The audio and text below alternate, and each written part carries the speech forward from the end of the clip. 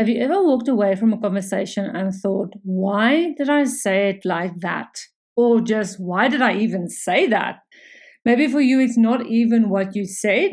Maybe it's what you didn't say.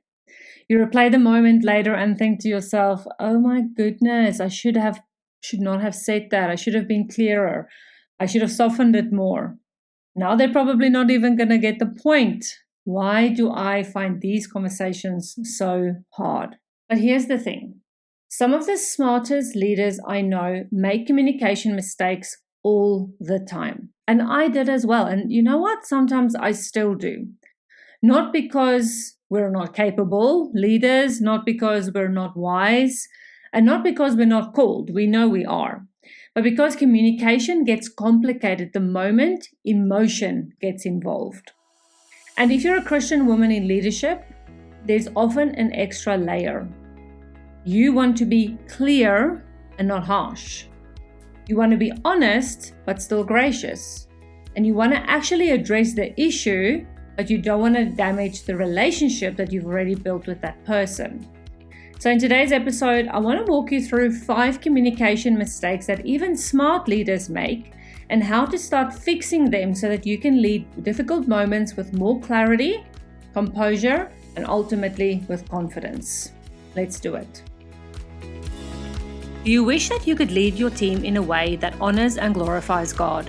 Are you struggling to overcome self-doubt as a leader and have a desire to be more confident in your role?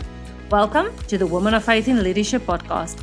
I'm Rika, and for the last decade, I've experienced my fair share of managing challenging employees and teams in middle management leadership roles. I committed my leadership journey to God, and it changed everything. And I'm ready to share everything I've learned with you. Now, if you're ready to lead your team in a way that honors God, grab that notebook and pen, and don't forget your chai latte, and let's dive in. Now, before we dive in, if difficult conversations are one of those areas where you just think to yourself, I know what needs to be said, I just don't know how to say it well, then I want to point you to something I created for exactly that. It's called the Difficult Conversations Script Pack. Inside, I give you practical, Christ-honoring scripts for real leadership moments like performance issues, defensiveness, gossip, team tension, and other conversations that are easy to avoid but too important to ignore. So if you want help with the actual language of difficult conversations, simply go to womanoffaithinleadership.com/conversation and grab the Difficult Conversation script back there. Here's what I've come to realize. Most communication struggles are not actually about intelligence. They're about pressure. Because when you're in a leadership role, communication is rarely about passing on information. It's about correcting someone, setting a boundary, addressing tension, giving feedback, clarifying expectations, dealing with underperformance, confronting gossip, or having that conversation you've been quietly dreading and avoiding. And these are not all the things that we do, right? These are not all the things we communicate about. There's so much more. And once a conversation carries emotional weight, everything gets harder. As I was talking, I was thinking about Peter. And Jesus was communicating to Peter from the boat. He was saying, come to me. And what did Peter do? He listened. He got out of the boat and he actually walked on water. But as soon as emotion got involved, right? As soon as his emotion got involved, that's when his belief changed and he started sinking. And for example, if you think of yourself as Peter, okay, all of a sudden, even you as a very capable leader, okay, can, in certain communication, for example, when you're having a difficult conversation with someone, you tend to over-explain. You tend to apologize too much. You say things indirectly because you just can't find yourself saying that thing that you really need to say directly. You just can't say it. Or you delay the conversation. Or you leave the conversation feeling like they weren't really honest or that you were not really honest. And I think for many Christian women, this happens because we actually deeply care. We care about the people, we care about the relationships, we care about not sounding too harsh, And most of all, we care about honoring God in how we lead. But sometimes in trying so hard to be kind, we end up actually being unclear and not the best leader we actually know that we can be. And unclear leadership creates confusion. It creates frustration, and ultimately it creates mixed messages. And I know that for a lot of you, communication feels hard. It doesn't, but just because it feels hard, I just want to let you know that it doesn't automatically mean you're a poor communicator. It may just mean that you've never been taught how to handle difficult conversations with both grace and authority. So this is not only about difficult conversations, it's about communication in general. But like I mentioned before, a lot of the communication as leaders that we do have end up being conversations that we find very difficult. So let's talk about those 5 mistakes that even us as very competent, very amazing leaders can make. Now, mistake number 1, starting the conversation before you're clear.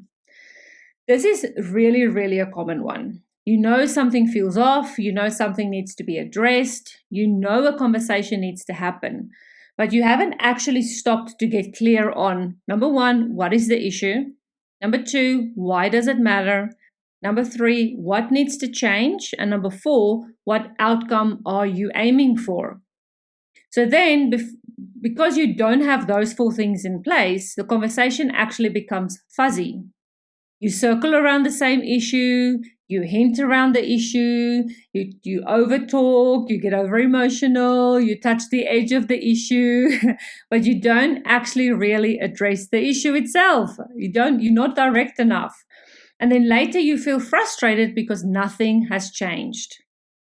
Here's what wise leadership looks like in practice. Okay, so before the conversation, you're going to ask yourself, what exactly needs to be addressed? Get very clear on that. Is it the person's performance? Is it their behavior? Is it their language? Is it their attitude? What is it that needs to be addressed? And then, what am I actually trying to communicate? Okay, so before you walk into this conversation, you need to be clear on what you are actually trying to communicate. You need to be clear on, I'm trying to communicate that your attitude needs to change because it's affecting people negatively. Or the gossip that you continue doing needs to stop because it's not within the policies and procedures and the values of the company. So you need to be very clear on what needs to be addressed and what am I actually trying to communicate this? And then what would a healthy outcome look like? So you need to be very clear with the person. This is the outcome that we are seeking. But also, even further than that, sometimes we do need to tell them exactly how they need to improve that. That's why a performance management plan or an improvement plan is always a good idea because it keeps people accountable.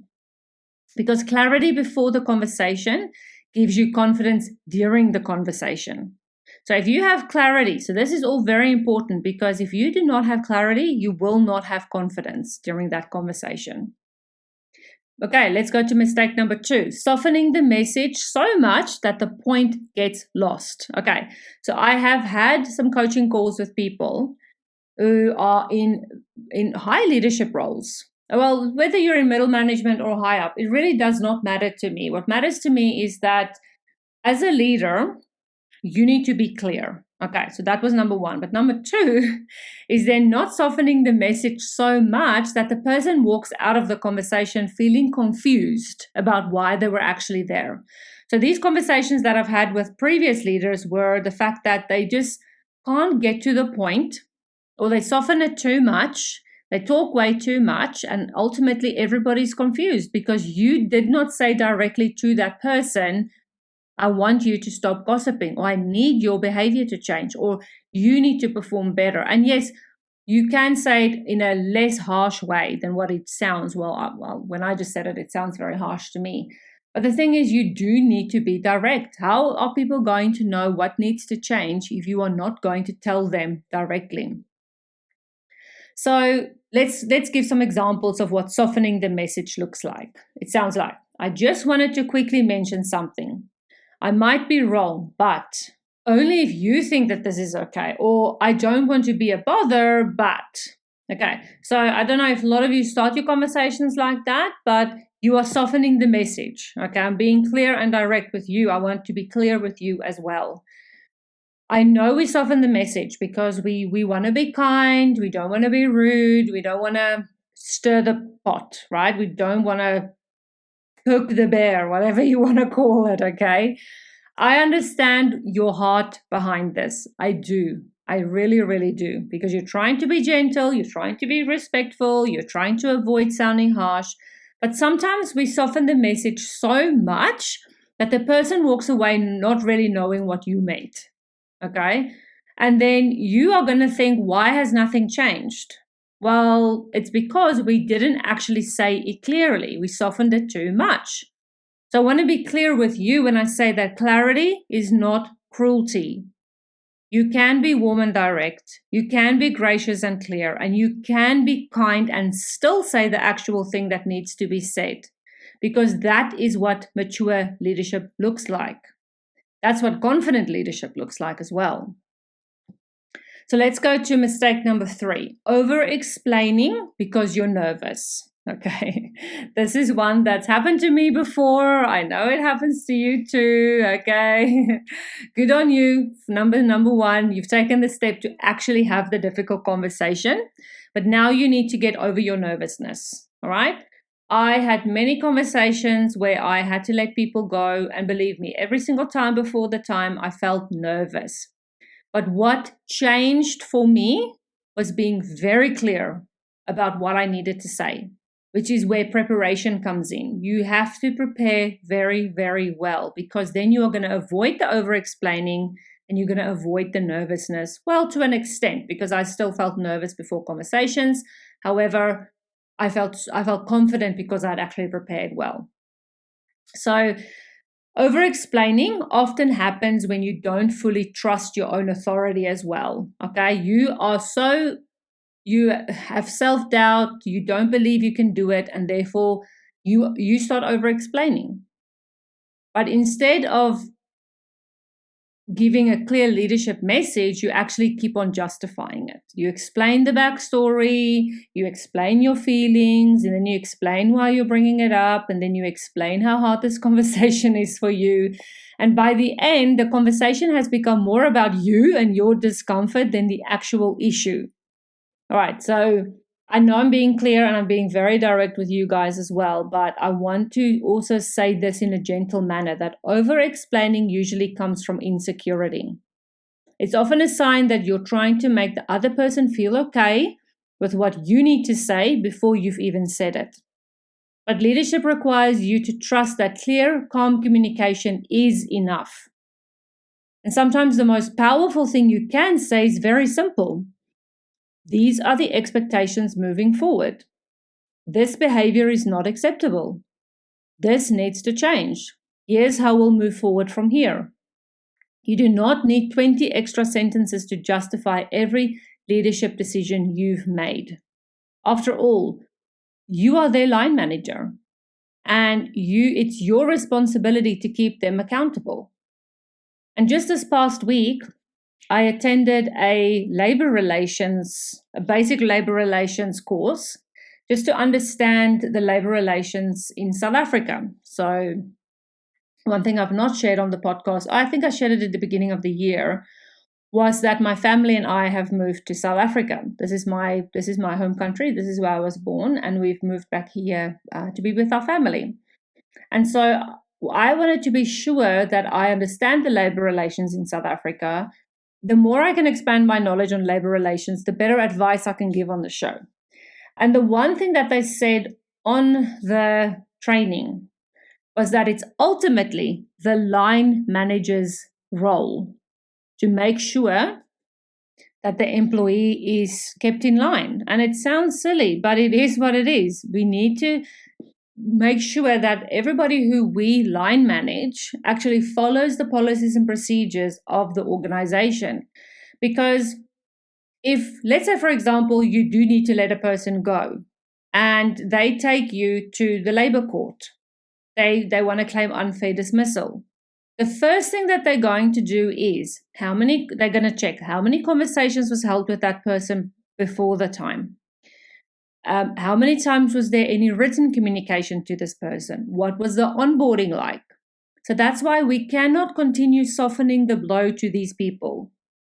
And I say it very lovingly because we need to be clear. And that was something that I don't know why I'm thankful to God for giving me the opportunity to be in that leadership role, but it was a very, very challenging role. And I'm saying I don't know why. I know exactly why. I needed to go through all of that difficult conversation so that I can have this podcast and help you. Didn't make it any easier though. I had to learn how to be very, very clear because I found that if I wasn't clear, if I softened the blow constantly, or if I over-explained things, then I got absolutely nowhere with these people. I felt better that I had a conversation with them, but the more I softened it, the less clearer I was, and the more I over-explained, the more times I actually had to have that conversation with the person because they were still not clear on what they had to do and how they needed to improve that. Okay, mistake number 4, waiting too long to have the conversation. Okay, so this is a very common one, is people do things wrong throughout the year, and then we wait until their annual performance review to bring up those mistakes that they've made. You can absolutely not do that. You have to address those issues and things very, very promptly. So I would address it either the same day or the next day. It just actually depended on my time schedule, whether, what was in my calendar. But sometimes I had to move things because I needed to address something immediately. Once there was a situation where I needed to urgently speak to all the leaders because it had come to my attention that something was happening. So this was let me give some context. It was at a school where I was working. And we had a very strict no device policy, like no screen time policy, because we felt that the children were already, or the students were having enough screen time at home. This needed to be a screen-free environment for them. And it actually came to my attention that they were the leaders or the teachers were using screens just as a distraction or as a babysitting method for the kids, just so that they can get stuff done. So although I completely understood where they were coming from, the fact of the matter is, yes, I could have had empathy and compassion and say, okay, guys, yes, use the screen as a babysitter so that you guys can get stuff done. Or I could say, hey, guys, it actually come to my attention that some classrooms, so I didn't attack them. I just said, look, it's come to my attention that some of the classrooms have been using devices or screen time to keep the kids busy so that you can get your admin done. I completely understand where you're coming from because it is so difficult to get all your admin done during the day when the children are there. They're constantly asking you for something, so I completely understand it. However, I do need to remind you that we are a screen-free school. It's my responsibility to ensure that we're doing the right thing. So we've got 2 choices. We can either continue what we're doing, knowing what we're doing is wrong, but we're getting our admin done, or we can say, okay, let's respect the school's rules and we're going to be a screen-free environment, and us as educators and teachers will come up with a different plan on how we can occupy the kids so that we can get our admin done. And that's ultimately what they did. As a group, the collective leader decided, okay, yes, let's not use the screens as babysitters. Let's rather do something else. So in that space, number 1, I was keeping them accountable. I was not being mean or cruel or rude. I went to the point as soon as possible, and I did not soften the blow. I told them directly. It's come to my attention that certain classrooms, okay. So then individually, those teachers actually, instead of me having to go to them, they actually came to me afterwards and said, Rika, I just wanted to let you know it actually happened in my classroom. So just so that, because they knew that if they didn't come to me, I was going to come to them because they knew that that's how I operated. I was very clear on the way that I communicated with them. So I definitely don't wait too long to have those conversations. It's very, very important that we don't delay those conversations, because if you delay those conversations, they become heavier and heavier and heavier. So addressing something early is often the most loving thing that you can do for them. Okay, last mistake number 5, going into the conversation emotionally unprepared. Okay, this has 100% happened to me before as well, where I was charged up, I was angry, I was frustrated, and I should not have gone into that conversation. You need to be emotionally prepared and stable before you go into any form of communication with an employee or even with a colleague, okay? Because this is where a lot of leaders get stuck. They know what they're going to say, but they haven't actually prepared themselves emotionally, or for us as Christians, spiritually for the moment. So we walk into these conversations already triggered, okay? You're triggered by the person, you're triggered by the situation, and that is the worst time that you can have any communication, okay? Because other people can get defensive, they can be emotional, they can be dismissive, or they can get upset. The problem is that if you are not emotionally stable when they act like that, you are going to be reactive, and you cannot be reactive to their defensiveness, their emotional, their dismissiveness, or their upsetness. You need to be the calm one. Because now the conversation is being led by emotion instead of by wisdom. And this is why I often say confidence in difficult conversations doesn't come from personality. It comes from preparation. We need to prepare. And preparation means praying first, clarifying your message, anticipating likely responses, grounding yourself emotionally, and then deciding in advance how you want to show up. Of course, in the beginning of the episode, I also said, you need to clarify. What is this? What is it about? What is it that needs to change? And what is the clear outcome that we are seeking? So you need to be very, very clear on that. Because if you're not clear, they're not going to be clear. And this kind of preparation really changes everything. Because when you prepare prayerfully, you don't have to rely on adrenaline in the room. But guys, again, I'm going to say this very, very gently. You can't just pray before the meeting. Great. We do need to invite God into the conversation. We do want His wisdom. I often pray for wisdom, knowledge, and insight into a conversation and into a situation. Those are the 3 things that I pray for the most. Dear Lord, please give me knowledge, insight, and wisdom into the situation. But I still go and prepare before the time. I don't just leave it up to the Lord and say, okay, Lord, it's up to you. You go, you've got this. Woohoo. No, I sit and go and pray and prepare myself, because I need to know what I'm going to say when I get so nervous that I get so sweaty. I need to be able to look down at my paper and literally read word for word until I catch my breath again and until I'm okay. So this is why we need to be more clear and not make these communication mistakes. So if this episode has you thinking, yes, this is exactly where I struggle, I know I need to be clearer, but I don't always know what to say, then I want to encourage you to get the Difficult Conversations script back. This resource will help you with the actual words for real leadership situations, not just vague encouragement, but practical scripts you can use as a starting point when you need to address something difficult. It's designed for Christian women, just like yourself, who want to lead with clarity, grace, and calm authority, especially when the conversations matter. And to be honest, most of them do. So if you want support with performance management conversations, defensiveness, gossip, conflict, and emotionally charged leadership moments, definitely go to womenoffaithinleadership.com/conversation and grab the Difficult Conversation script pack. Now, in closing, I want to say communication is one of the ways leadership gets felt the most. Not just heard, but felt. Often people say it's not how a leader made you, it's not how they heard you, it's not how they spoke to you, but it's how they made you feel. And when you communicate clearly, calmly, and courageously, people feel safe with you. They feel more certain and they feel more led. So if difficult conversations have felt heavy for you, don't assume that means that you're not a good leader. It does not mean that at all. It simply means you need more structure, more preparation, and better language for the moment that matters most. You do not need to become harsh.